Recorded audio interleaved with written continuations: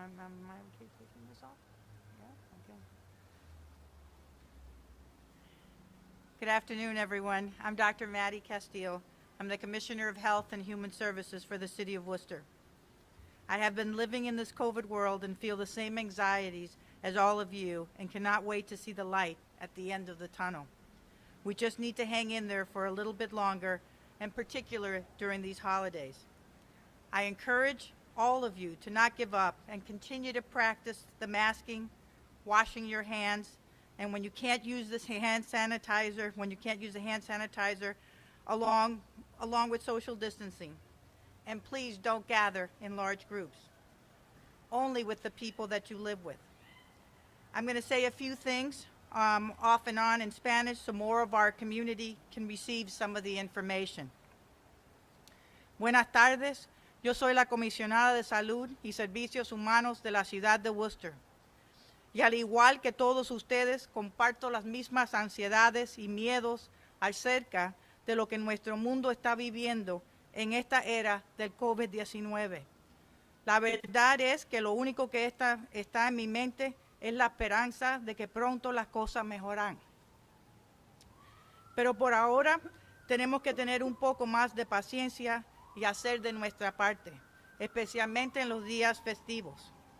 Mantenamos los ánimos, no nos rindamos y sigan usando las máscaras desinfectantes y participando en el distancia social. No se reúnan en grupos de personas, a excepción de las personas con que uno vive. A lo largo de esta rueda de prensa, yo voy a traducir la información que es importante que nuestra comunidad conozca. Next, I'm going to update on the up-to-date COVID cases.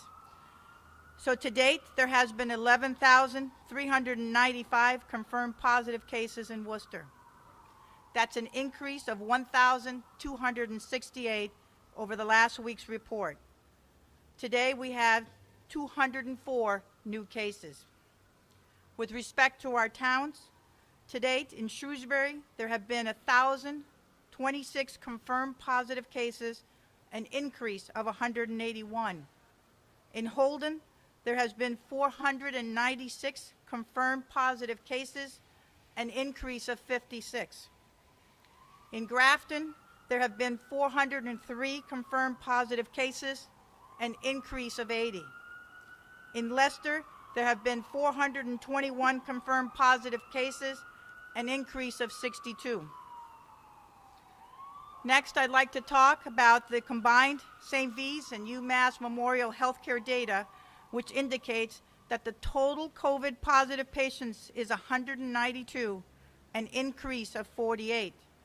The total COVID positive ICU patients is 40, an increase of 6.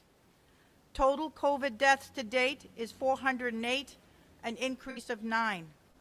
There are total COVID positive employees to date is 934, with an increase of 149. Worcester deaths to date, we have lost 313. Worcester, look, that even makes me. Worcester resident COVID-19, which is an increase of 7. City cases as of today, we have 25 active COVID cases among city employees that are isolated, 30 in quarantine, 57 total employees out at this time. The Worcester Fire Department has 4 positives and 7 are quarantining. The Worcester Police Department has 11 positive cases and 2 are in quarantine. Department of Public Works and Parks have 4 positive cases and 2 are quarantined. City Hall has 3 positive cases and 19 are in quarantine. Health and Human Services has 1 in quarantine. Inspectional Services have 2 positives and 1 in quarantine. Communications have 1 positive. We're looking at the cases by age. I'm going to give you the breakdown for the City of Worcester.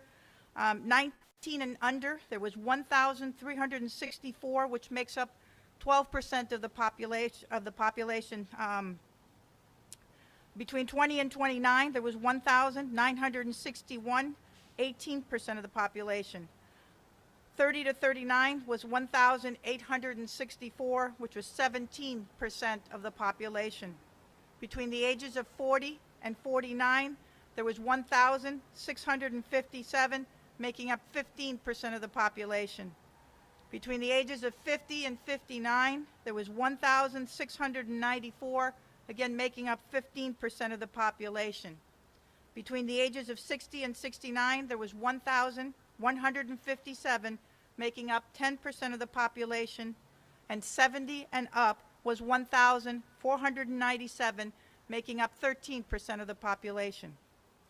The number of confirmed cases among the 20 to 29 age group increased by 1% since our last report, which is the highest age group impacted at this time. There were 213 cases in youth, 18 and younger, this past week. Combined, there were 702 cases among those under 40, which make up 55% of the population. We had 201 families with a combined 507 cases this past week, and that accounts for 40% of our new cases. There were also 34 cases in congregate settings, 13 cases in nursing homes. With respect to inspections, I've gone out on some of those inspections, and I want to say that our business community is working hard to learn and to apply the protocols, and I want to thank them all for their hard work. With their cooperation, I know we can improve our numbers. This week, housing and health inspectors conducted 139 inspections. 32 inspections were conducted as a result of positive cases. 17 inspections were conducted in response to reports of COVID violations, and 90 were proactive inspections that were conducted. With respect to the DCU, there were 30 positive patients at the DCU Field Hospital as of last night. Half are from Worcester hospitals. There are also patients from BMC, South Shore, and Holy Family in Haverhill. Regarding the post-Thanksgiving spike, as the city manager stated last week, with a return to regular testing as we approach 2 weeks out from Thanksgiving, we expected to see our numbers increase dramatically. That is happening. The governor used the term skyrocketing. That is accurate. We are now starting to see the spikes from all the Thanksgiving gatherings. Our hospitals are seeing an increase in the number of COVID positive patients, and they are overburdened. As the state announced this week, hospitals are now curving back certain elective procedures. Our city models show that we have not yet hit our peak. That could come by early mid-January, and already we are seeing case numbers exceeding what we saw during the first wave. This is serious, and we must all do our part. We need to do everything we can to flatten the curve, and that means continued committed and vigilance. So I'm going to say it in Spanish, parts of this. La semana pasada, el manager de la ciudad dijo que los números iban a subir después de Acción de Gracia, y es verdad, estos números han incrementado drásticamente. Los hospitales han visto más pacientes con COVID y por esta razón van a disminuir las visitas de pacientes que no son de emergencias. Los números también demuestran que los casos van a seguir incrementando por lo menos hasta el fin de enero. Es importante que pongamos de parte y mantengamos el distanciamiento social. So with respect to state rollbacks, Governor Baker on Tuesday announced a rollback to Phase 3, Step 1, effective just after midnight, Sunday, December 13th.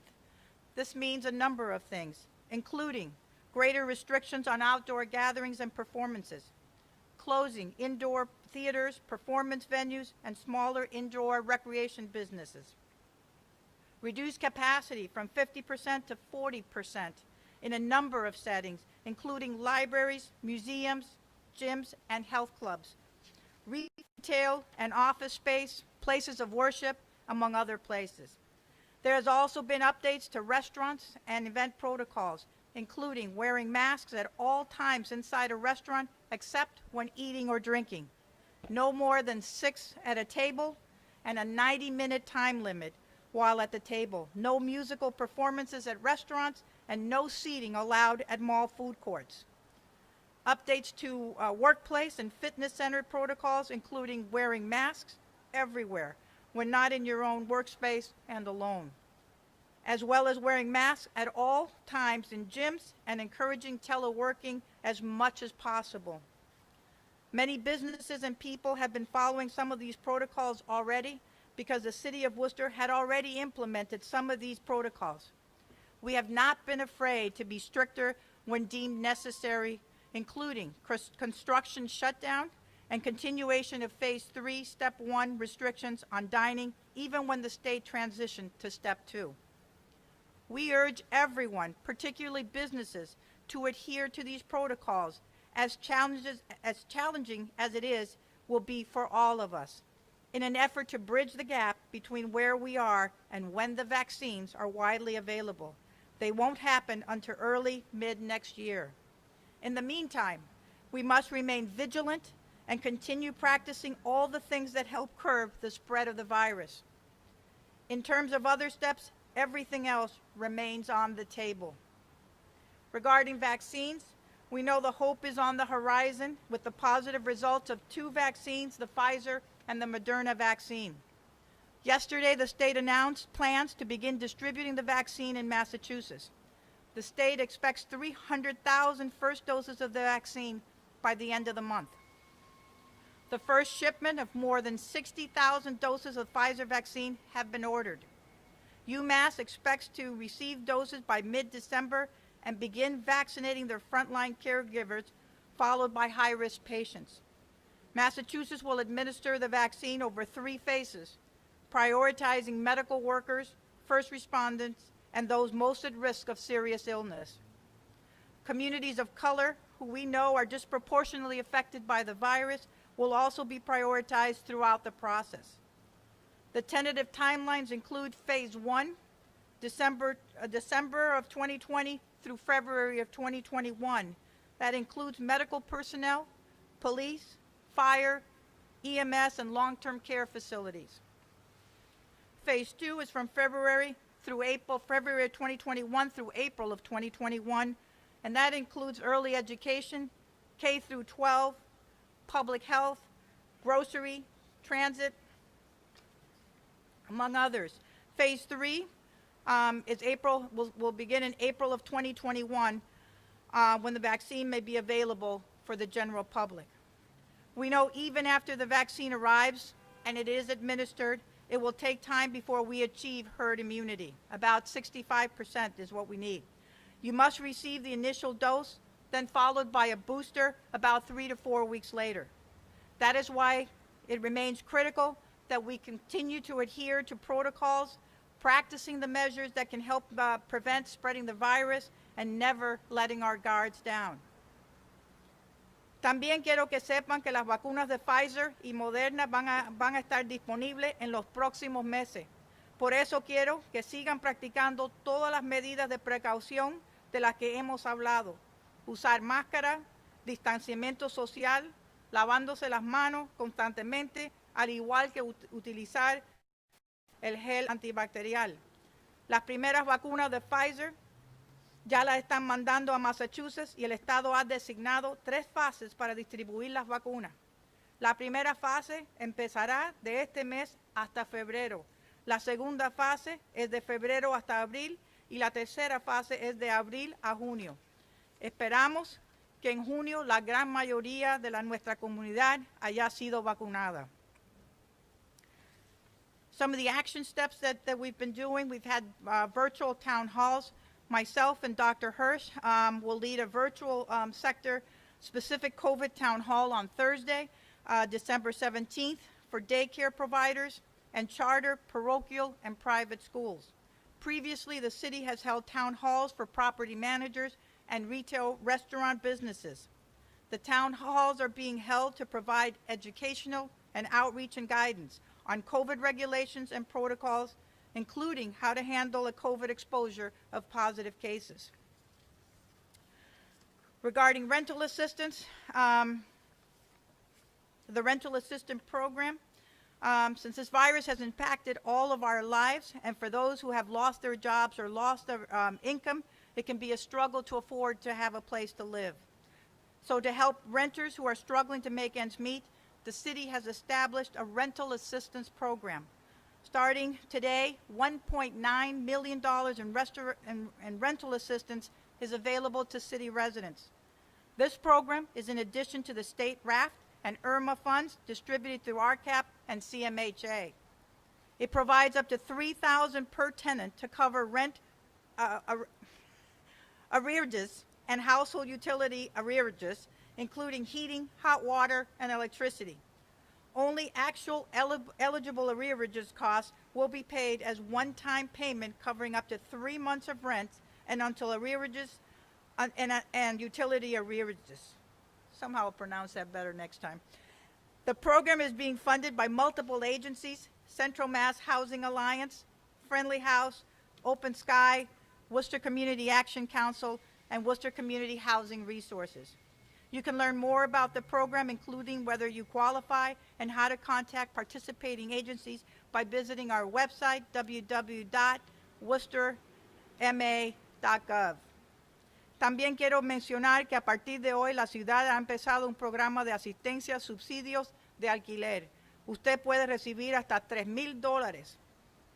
Puede usted usar este dinero para pagar pagos de renta vencida, utilidades del hogar, agua caliente o electricidad. Los lugares donde puede obtener esta ayuda son Central Mass Housing, Open Sky, Worcester Community Action Council, Worcester Community Resources, y Friendly House. I know this is a lot, and thank you for listening in Spanish. I'm hoping we can reach as many people as possible to understand what is happening in our city. Please help us stay healthy. Take care of your family, your relatives, your friends, our doctors, our nurses who have been working non-stop taking care of those patients suffering with COVID. Por favor, manténganos la esperanza, cuiden de su salud, cuiden a su familia, sus parientes, sus amigos, trabajadores esenciales y los doctores y enfermeras que están trabajando desde marzo sin parar. Cuidar de todos los pacientes que han estado sufriendo con el COVID. Cuídense. Take care of yourself. Thank you. Gracias.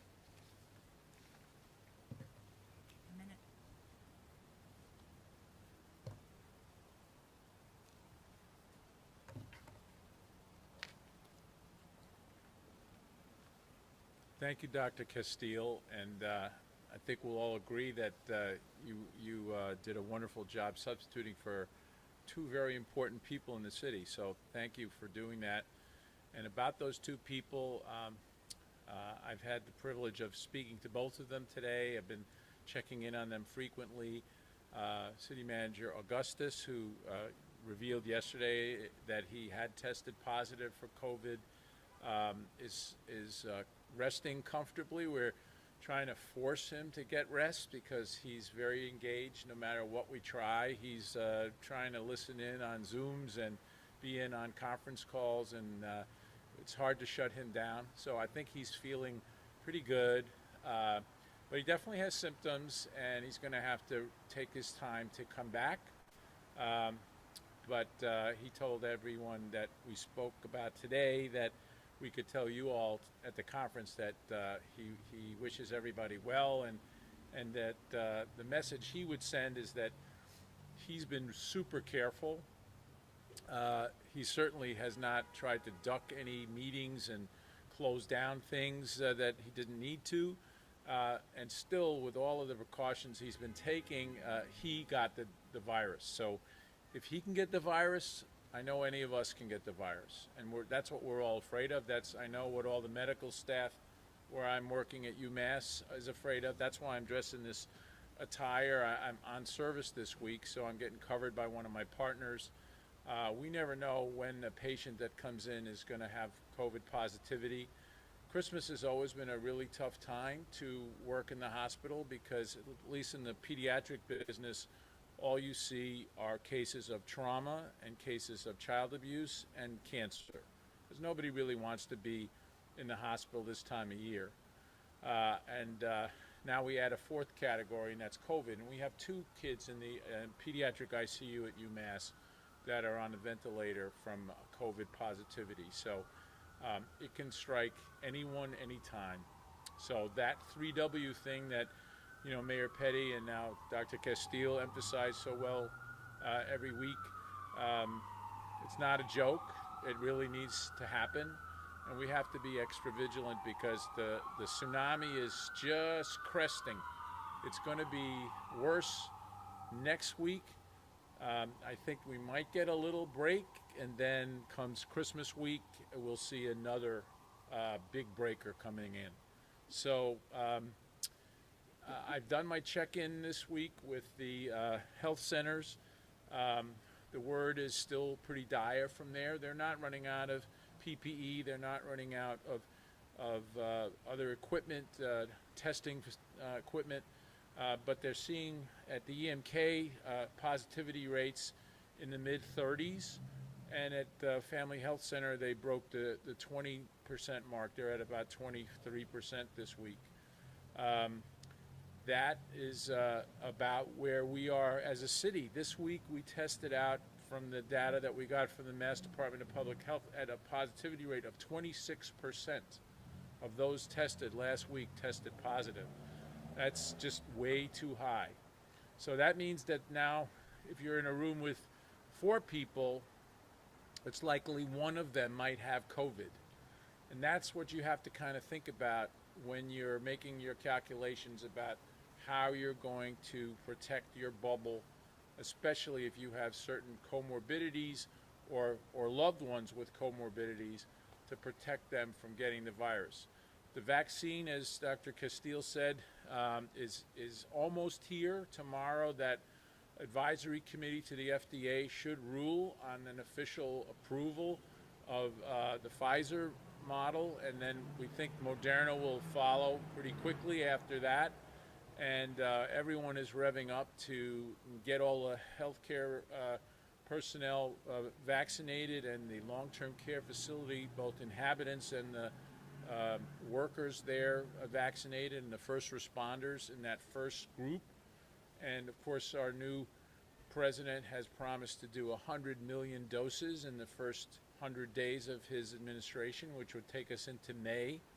That will get us part of the way, but we need, as I mentioned before, 65% of the population to get this vaccination, both doses, in order to really feel like the herd immunity that we want is here.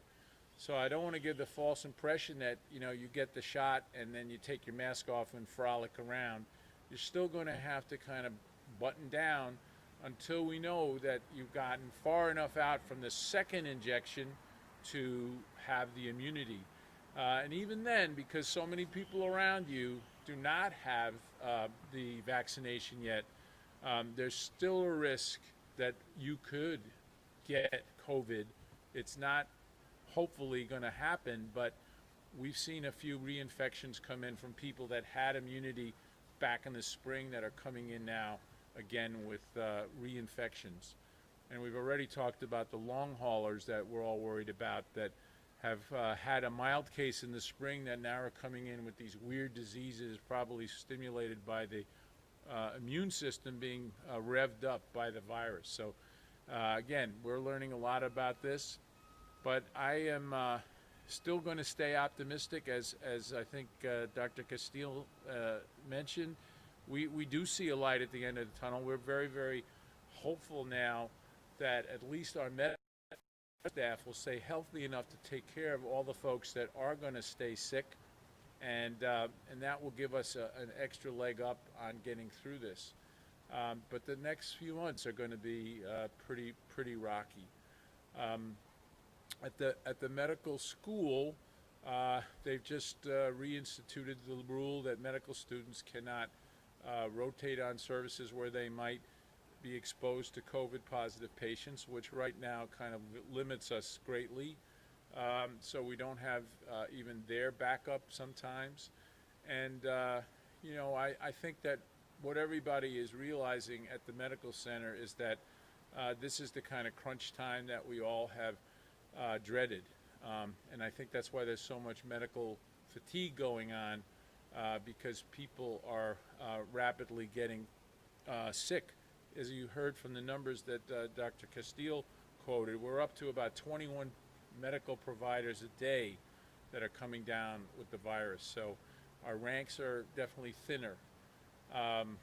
So I just feel, again, the community, every time we've asked them to do anything, they have stepped up and they have made the effort to do the 3 W's, to watch the kind of gatherings they're going to go to be thoughtful about where and how they're going to go out. And there's great ways to go out and still support the neighborhood in the shops. You know, if the shops have an online platform, use that platform. If the shops have curbside pickup, use that. You may have seen yesterday, Tim Garvin announced a fantastic new grant that was given to one of our great new stores right on Main Street, Maker to Main, where they're going to be able to not only continue business for the general population, but they're going to specifically be getting delicious, healthy, organic food out to the community of color and in the areas where people just don't get it right now. And so, you know, the philanthropy and the community spirit of Worcester never stops. So I think that we're going to find over the next 2-3 conferences like this that there'll be a Debbie Downer part, but then there'll be another part where we say, look at the bright side. So what's the bright side? I would say the vaccine is definitely the bright side. I would say that the continued lending a hand kind of spirit that we've seen, the concern that everyone has expressed for the city manager's health and the mayor's health, lots and lots of phone calls, even to me, just how are they? How are they? And then how are you? How are you? And I know Dr. Castillo mentioned people are calling about her. We care in this city about the people that are trying to do their best to keep us all safe and to keep the function of the city government going. So I'm very proud of that. So I'm going to stop here just by saying that tonight, if you're of the Jewish faith, you'll be celebrating the first night of Hanukkah. Hanukkah is the festival of lights, and usually here right in City Commons we have a big menorah that the city manager and the mayor helped to supervise the lighting of, and we had to dispense with that this year. But the whole miracle of Hanukkah was really about a group of freedom fighters liberated Jerusalem, found in the old temple in Jerusalem. The eternal flame had almost snuffed out, and it looked like there was only enough oil, which had to be specially prepared for one night. But miraculously, it went for 8 nights. So Hanukkah is called Festival of Lights, and that's why we light the candles 8 nights to commemorate that miracle.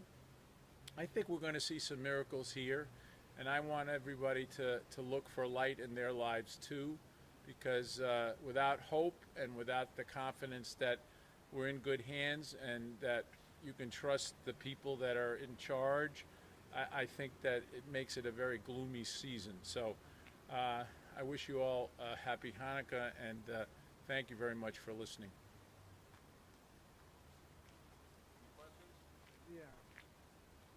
Hi, Craig Seaman at the Worcester Telegram and Gazette. Dr. Castillo, Dr. Hirsch, God bless you and thank you for all you're doing for the city, first off. I have a half a dozen really quick questions. Do we know which vaccine we're probably going to be getting?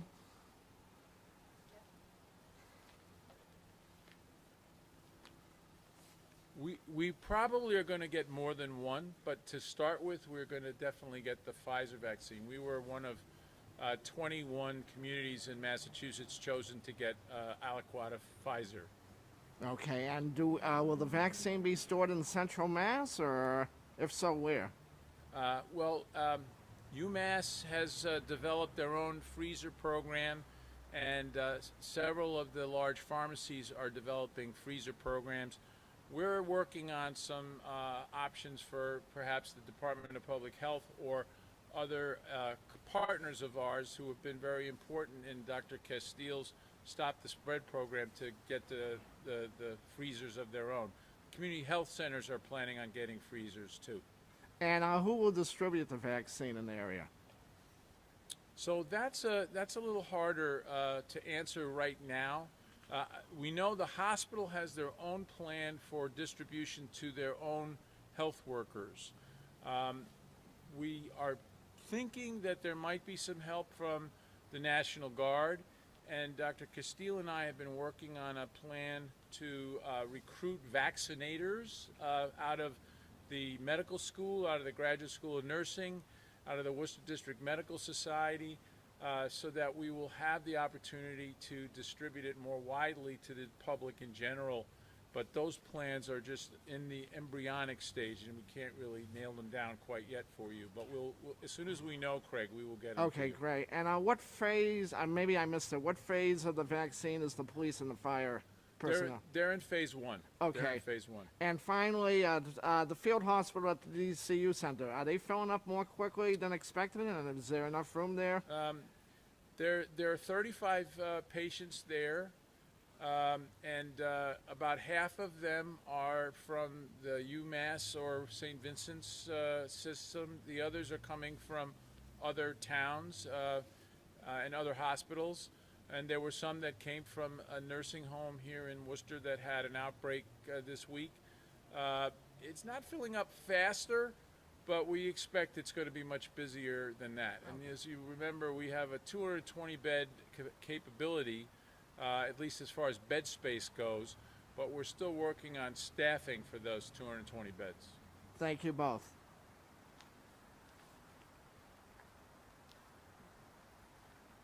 One more question. Nick Emmons, WBZ TV. Just to piggyback off that last one there, as far as hospital capacity, how things are looking in the city, and what the outlook is looking like in the coming weeks. And you may have touched on it earlier on, but just to re-emphasize what capacity looks like right now. I think right now we're doing okay. I mean, obviously we have the field hospital for when cases continue to increase. The numbers are incredibly high. They've been high every week that we've had them over the last 5 weeks. You know, the surge from Thanksgiving is we haven't even seen that piece, all of it yet. And then we have, you know, the holidays coming up, and so we expect that those numbers are going to be incredibly higher. And so therefore looking to make sure that everybody does the things that they're supposed to do. If we can do that, we can certainly bring the numbers down. So thank you.